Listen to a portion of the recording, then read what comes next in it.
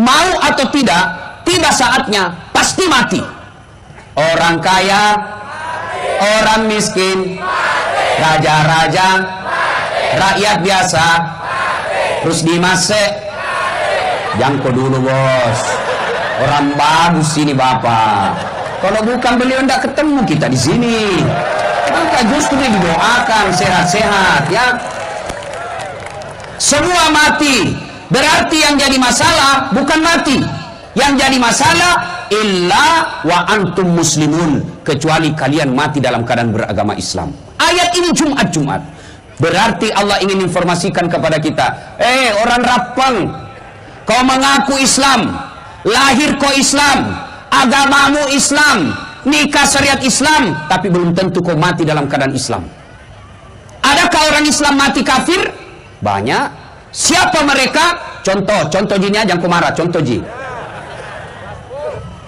sabung ayam. Banyak juga di sini. Beling-beling. Didapat sama polisi, dikejar sama polisi. Jangan lari, masih lari. Jangan lari, masih lari. Polisi tidak bisa kejar. Kenapa? Polisi besar perutnya. Ada tuh kuliah polisi besar perutnya. Tidak nyambung juga ini. Terpaksa polisi tembak peringatan ke langit. Tuh, masih lari, tembak 2 kali. Tuh, masih lari, tembak peringatan 3 kali. Masih lari, terpaksa dilumpuhkan. Tuh, tembak kakinya, kepalanya nak kena. Saya tanya temanku yang polisi, bos, bagaimana caranya kakinya kau tembak? Kenapa kepalanya nak kena? Dia bilang soalnya waktu ditembak dia jongkok begini, Ustaz. Dia kena kau cilaka. Ini polisi film India, bukan polisi Indonesia. Polisi Indonesia orang baik. Jangan kau musuhi polisi. Bapak kira enak di Indonesia kalau tidak ada polisi? Saya kasih kau contoh, anak muda. Dicuri motormu, siapa kau cari? Makanya jangan kau polisi. Ayo, hilang mobil, siapa cari? Pak Imam. Nggak ada apain. Ayo, Bo, rumah dirampok, harta dijarah, anak gadis diperkosa, suami dibunuh. Bu, ibu rekam pelakunya, difoto pelakunya, ibu tahu orangnya, datang ke polisi. Tolong Pak polisi, ini pelakunya, kejar dia, tangkap dia. Apa nak bilang polisi? Mohon maaf, baru saja polisi bubar. Saya pergi ceramah, macet, tidak bisa maju mobilku, tidak bisa mundur. Saya baca surah Yasin 2 kali hatam, tak goyang-goyang mobilku. Begitu datang polisi lalu lintas, selesai. Makanya jangan musuhi polisi. Kita bisa tablik akbar seperti ini karena juga polisi ikut bantu kita. Makanya jangan kau musuhi polisi. Pun kalau ada polisi yang minta-minta uang di jalan,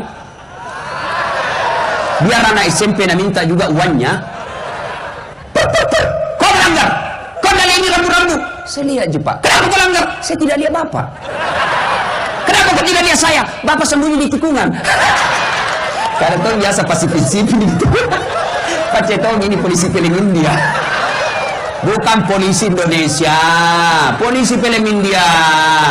Ini polisi kita orang baik. Ini sekarang ada Pak Waka di sini. Takbir. Makanya jangan musuh polisi, bos. Nih, Bapak Ibu, saudara-saudara sekalian yang insya Allah dimuliakan dan dirahmati oleh Allah Subhanahu Wa Taala, teristimewa yang kita hormati. Selamat datang Bapak Bupati Toraja, Tanah Toraja. Sini Pak, sini. Inilah indahnya persaudaraan ya.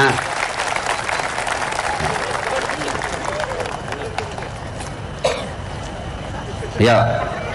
Hadir di tengah-tengah kita semua yang kita sudah dengar tadi, luar biasa. Mudah-mudahan kehadiran tokoh-tokoh dan pejabat di tempat ini menunjukkan kekompakan kita di Sulawesi Selatan. Jangan lagi ada curiga-curiga untuk pergerakan pilkada. Bukan, ini tabligh akbar murni. Kalau mau dikait-kaitkan terserah. Nah, ibu bapak, saudara-saudara sekalian, dengar baik-baik. Ini kisah nyata saya alami. Saya pergi ceramah ke Tanah Bumbu, Batu Licin, khotbah. Selesai khotbah, ada bapak-bapak kira-kira usianya hampir 50 tahun. Datang di depan saya, dia pegang paha saya sambil menangis. Ustadz, doakan saya. Kenapa Ki Pak? Saya bangkrut Ustadz. 4 tahun saya merantau dari Sulawesi Selatan. Saya bisnis alat-alat berat di sini di Sulawesi, di Tanah Bumbu ini. 4 tahun saya sukses. 2 bulan terakhir ini Ustadz saya bangkrut. Saya mau pulang kampung, malu merantau pulang bawa utang. Saya mau tinggal di sini, dikejar-kejar saya sama yang punya uang. Doakan saya Ustadz. Saya bilang baik. Saya bilang sama ini bapak yang curhat. Bapak mau baik kembali usaha. Mau Ustadz. Begini, lakukan. Saya tanya Ki dulu, jujur Ki, jangan Ki bohong. Bagaimana sholat tak selama ini? Wah itu dia Ustadz. Waktu nak dia Bugis. Waktu nak kena kak duit Ustadz. Jumat saja jarang. Pun kalau saya pergi sholat Jumat, paling terlambat datang, paling cepat pulang. Sudah, satu dalam hatiku, oh ini masalahnya. Yang kedua, saya tanya lagi, bagaimana hubungan tak kepada istri selama ini? Dah, itu dia juga Ustaz. Lebih kusuka istrinya orang daripada istriku. Ini kena kulasa. Dua nih. Yang ketiga, tolong Bapak jangan bohong. Jujur Pak ya. Yang Pak, bagaimana Bapak terhadap bayar zakat sedekah selama ini? Selama Bapak sukses, bagaimana sedekah zakatnya? Apa dia bilang? Wah, lebih banyak yang masuk panti pijat daripada panti asuhan Ustaz. Kadang-kadang kena tunggak kulasa bos. Yang keempat, saya bilang lagi, bagaimana Bapak muliakan orang tua selama ini? Ini Ustaz, selama saya merantau tidak pernah saya pulang kampung. Saya bilang, sudah Pak, jami panjang cerita. Mau Ki baik sembalik sukses iya? Mau Ustaz. Ini mau saja 4 kita amalkan. Perbaiki sholat tak. 2 pulang Ki ini, jujur Ki sama istri tak, cium pipinya, minta maaf kalau perlu cium tangannya. Kenapa kok ya istrinya orang? Kenapa istrinya orang? Kenapa kau yang sibuk? 3, saya bilang, Pak, kalau masih ada rezeki kita, bayar zakat tak yang tertinggal. Yang keempat, pulang kampung Ki, datangi orang tua tak, minta maaf, cium kakinya kalau perlu. Saya kasih Ki waktu 2 bulan. Kalau sudah kita lakukan 4 ini, 2 bulan tidak berubah menjadi baik hidup tak, telepon Kak katai Kak Dasat Latif Ustadz pembohong. Karena banyak saya kasih terapi begitu. 1 minggu berlalu. Jumat setelah 2 minggu berlalu, Jumat selesai khutbah Jumat, dia telepon, bunyi menelpon. Ustadz Dasat, ya Pak, masih ingat sama saya? Dalam hatiku, siapa tahu ini merasa saya ingat. Banyaknya orang telepon itu tiap hari. Yang mana Pak? Itu Ustaz, yang di Tanah Bumbu Batu Licin. Oh, pagarnya sih. Kenapa mati? Alhamdulillah Ustaz, lunas utangku. Wah, hebat. Bahkan Ustaz dia bilang, besok hari Sabtu saya mau ke Surabaya. Beli apa? Beli itu mobil yang seperti itu di belakang banyaknya RMS. Apa itu yang begini? Apakah namanya itu? Hah? Itu saya pernah bayangkan, enaknya itu dipakai pergi ceramah. Kalau macet ada mobil. Minggir kok. Coba. Subhanallah. Lalu dia bilang lagi, Ustadz, baru-baru kali telepon, dia bilang lagi, Ustadz, saya akan ke Berau membeli kebun sawit ratusan hektar. Doakan saya. Dia pernah lagi telepon saya, Ustadz, saya akan beli kapal penangkap ikan yang besar sekali. Subhanallah. Lunas utang-utangku Ustadz. Kembali saya sukses sekarang. Padahal baru 2 minggu. Saya tanya, apa Bapak lakukan? Ustadz, setelah kita ketemu, langsung saya pulang Ustadz.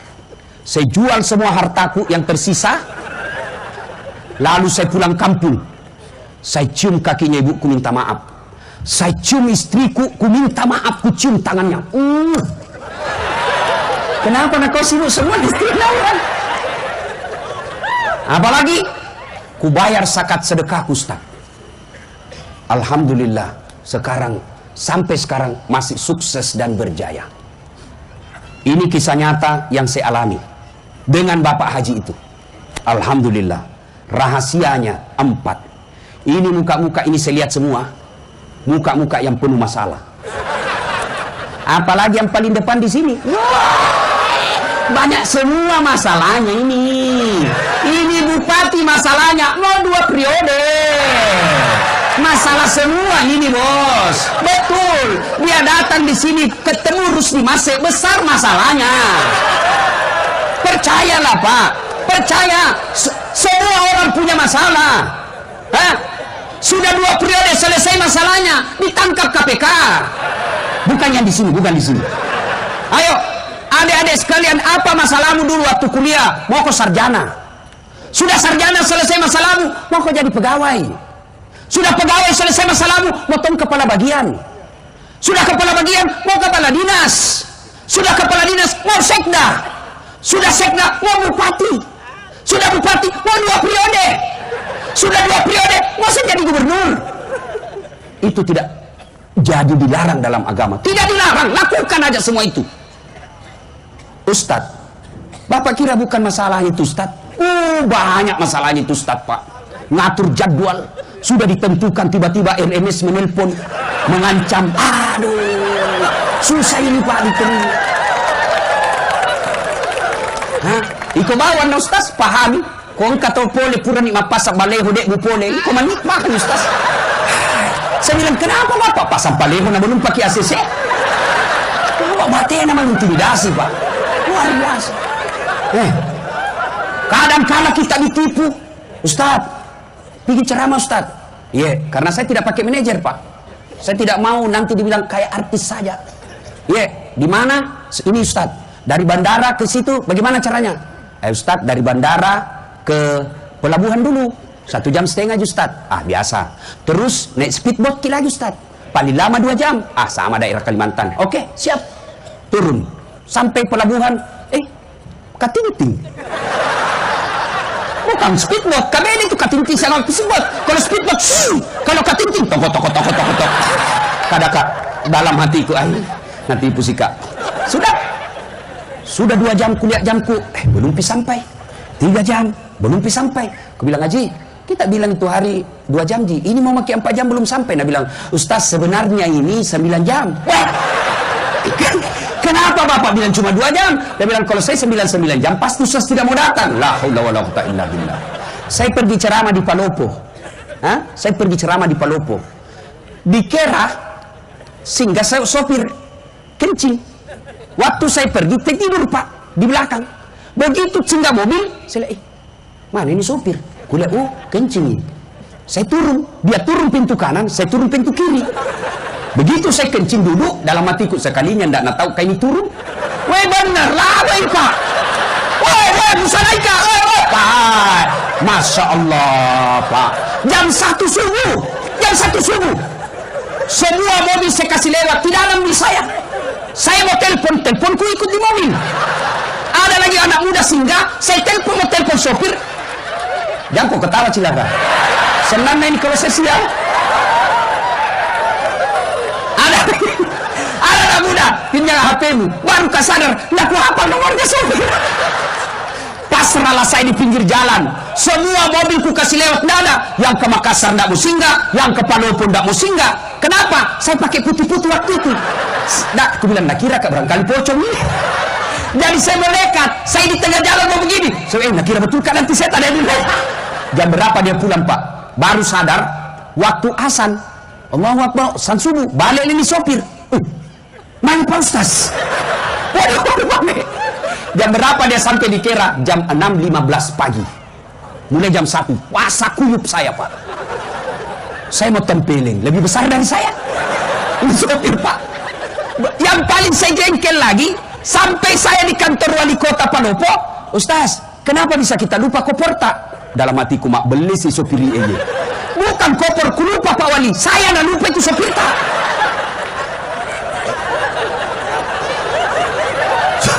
Sudahlah saya ceramah. Selesai ceramah, mama pulang. Itu lagi sopir datang. Aku bilang, Pak Wali, saya maafkan ini sopir tak, tapi jengkel kali buka. Sudah ada selesai, jangan ini bawa Kak.